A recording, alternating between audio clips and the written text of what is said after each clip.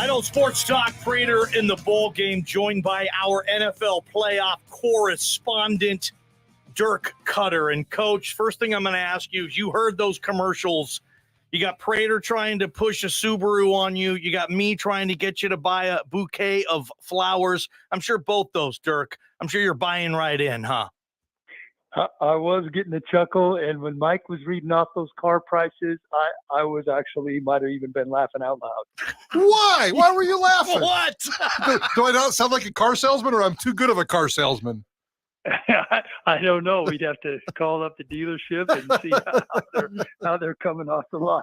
I love it, man. Dirk Koetter with us. Plenty to talk about with Coach here. And I'm just going to start it off. Kellen Moore was unemployed for about 18 hours from the Cowboys to the Chargers.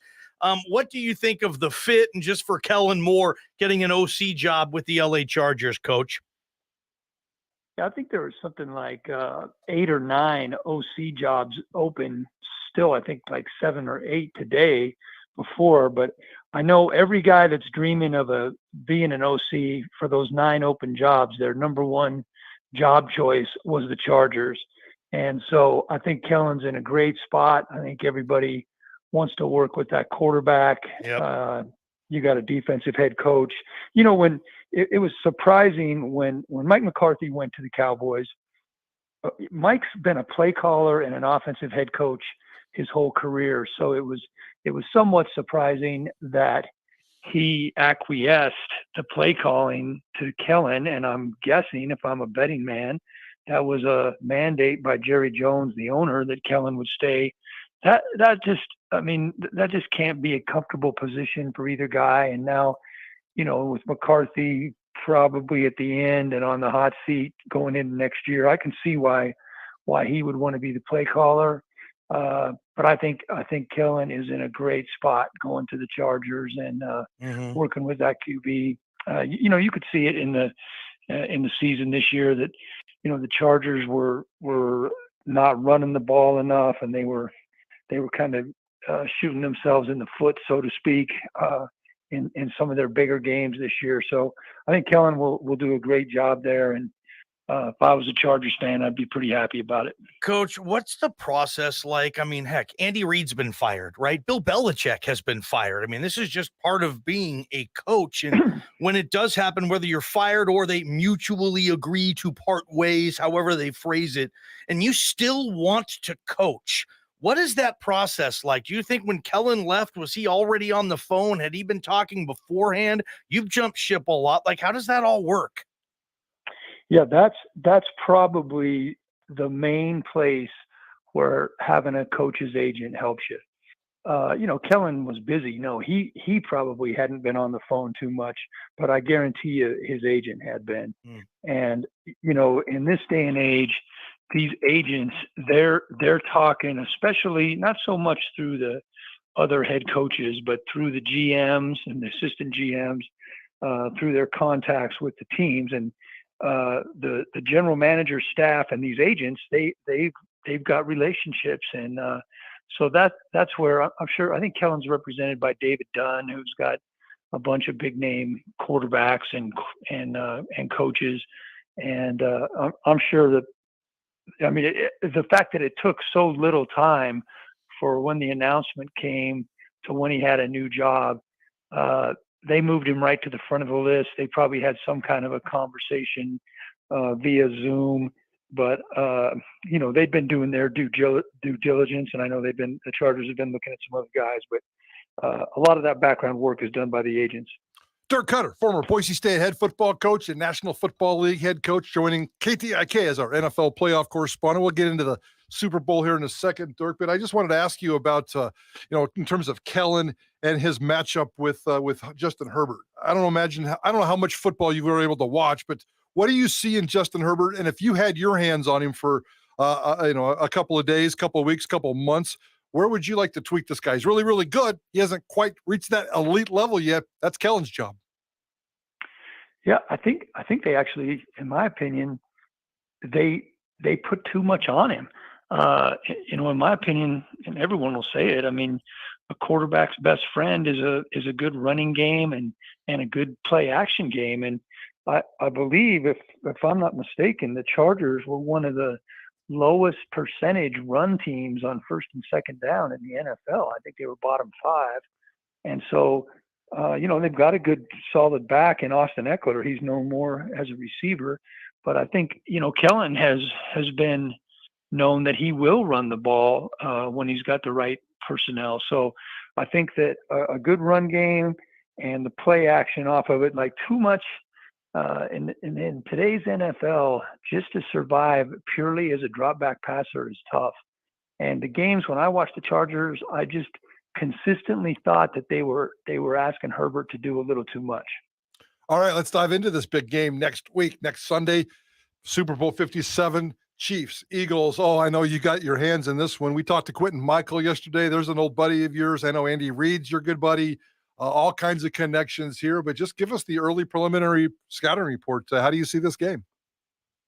Yeah, I'll make it real simple. I think this is a game where, an old adage is never bet against the best quarterback.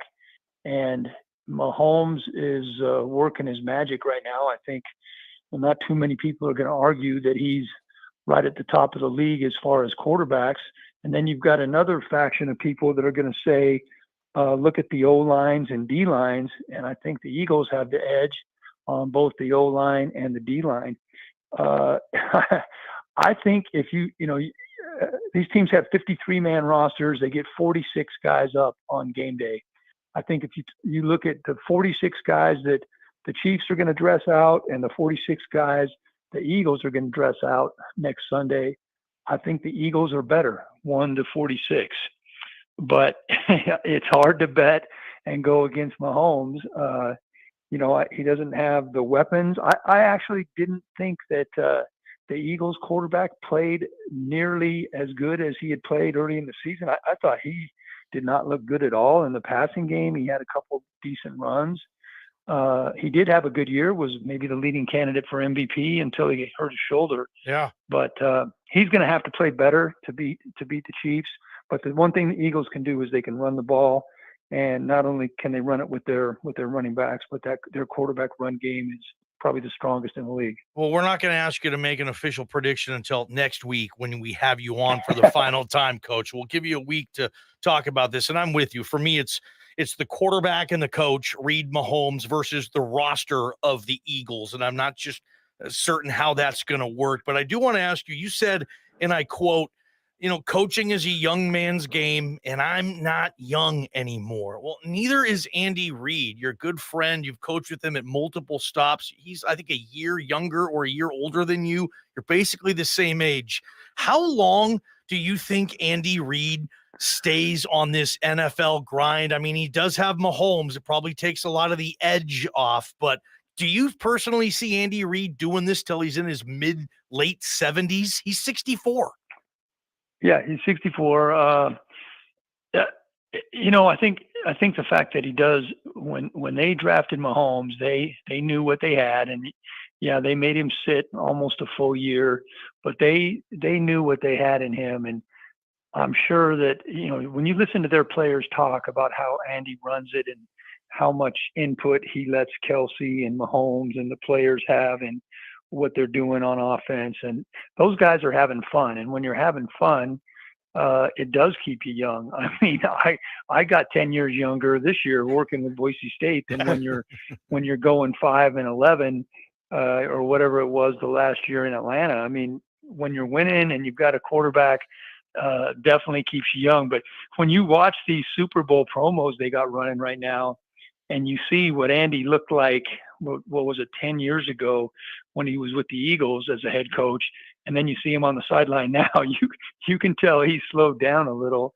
But that quarterback's definitely keeping him young. And what is it? 3 of the last 5 Super Bowls they've been in, they're winning so many games. The other thing is, look at what Andy's doing as far as climbing up the all-time charts as far as coaches in the NFL. So Andy is not an ego guy, but I'm sure he's got people telling him, hey, you can reach this milestone or that milestone, and he's already reached some of them. I mean, I think he's going to be a Hall of Fame coach, but I mean, he's approaching some real milestones as a coach. Dirk Koetter, what are the play? Well, I know what the players are doing this week. We're practicing, watching some film, getting things organized. But take us behind the scenes of what a coach is doing the last couple of days, and certainly over these next 3 days this weekend before they jump on a plane Sunday and Monday to fly to Arizona. What's the priority for coaches right now? The two coaches. Yeah, unfortunately, I was never actually in that situation with the 2 weeks to the Super Bowl. But when I've talked to guys in the past, they all say, and I know Andy's doing it, is they want to treat this week as far as installation like it's a regular week, and they're going to try to get a good chunk of their game plan, 75% plus done this week, and treat this week like a regular week, because they know once they get on site, things get crazy, between the media day and NFL honors and all the other stuff they got going on. Everybody's got family, and they're trying to get these guys to get their tickets all taken care of this week. But it's just such a huge operation. So they're wanting to get their game plan in on a normal schedule and then tweak it. And one thing you got to remember, these teams now have 17 games of video to look at. And usually when you're doing a breakdown on your opponent, you do a 4 to 5 game breakdown. So in the days leading up to travel and maybe even into early next week, I'm sure they're going back into games early in the season, and they're looking to uncover any nugget that might help them get a little bit of an edge next Sunday. Dirk Koetter with us, and I don't know if you had to go through what Kyle Shanahan went through last week, Coach, because I remember when I was growing up, every team dressed 3 quarterbacks. Now nobody does. And what happened last week, and with the 2 quarterbacks gone, they had to figure out they couldn't even throw a pass in the second half. Coach, would you be in favor, and maybe you've talked about this in NFL circles, of having that emergency quarterback spot where you're allowed to dress a third quarterback, and if you play him, then you can never go back and play the other 2 guys that game, but it doesn't count against your 46 or your 53, Coach, but you get that guy at least dressed up on the sidelines to possibly eliminate what we saw last week? Yeah, I would definitely be in favor of that. And, that was just such a, I don't want to say unfair because it's part of the game, but it was just hard to watch because, right when Purdy went off to the sideline and you could tell it wasn't good and that he wasn't going to be able to throw. And then once you put that second guy in as a coach, you are crossing your fingers if your other guy can't go back in. A lot of times you're telling your first guy, hey, you got to stay up as the emergency, even if it means going in to hand off. And, I'll bet money that if Kyle Shanahan had it to do over again, the one thing he would have changed is it was still a 1-score game when they got the ball back right before the half. And, a lot of teams in the NFL do go into their 2-minute offense before the half, no matter how far back they are. But with a quarterback that's as inexperienced, even though he's been around the league a lot, as Johnson is, that was a big turning point in the game when they turned it over and the Eagles got another score right before the half. But I would definitely be in favor of that rule. Never had it happen where we got to the third guy. Closest thing I ever had is dressing 8 linemen, and you lose 3 guys in the game. And we played the Vikings one game, and we had to finish the whole fourth quarter with a tight end playing right tackle. And that was not fun either, but it's not the same as the quarterback when you can't throw. And I would definitely be in favor of what you suggested. You golfing this weekend, Coach? No golf. We're actually headed to Austin tomorrow to help Davis and his fiance get moved into their new place, and he's starting work on Monday. So we're doing the parental thing, being a good parent. I love it, man. That's beautiful. Dirk, we appreciate your time as always, and we'll talk to you next week before Super Bowl 57. Safe travels this weekend. Thank you. All right. Sounds good, guys. Take care. Bye-bye. I love that, man. I love him, man. He's great. Yeah, I love bringing Dirk Koetter on. My juices get flowing talking to old NFL coaches and stuff, Prater. And, a lot of good information, I think, here. That's why you listen to Idaho Sports Talk. We got Bob Beeler around the corner wrapping up signing day. JP, he's going to tell you about former Boise State players that will take the field tonight. Where can you watch them, and when will they be on? Yeah, a couple of BSU players playing football tonight. Going to be fun, JP. Let's get there when we come back on Idaho Sports Talk. This is Idaho Sports.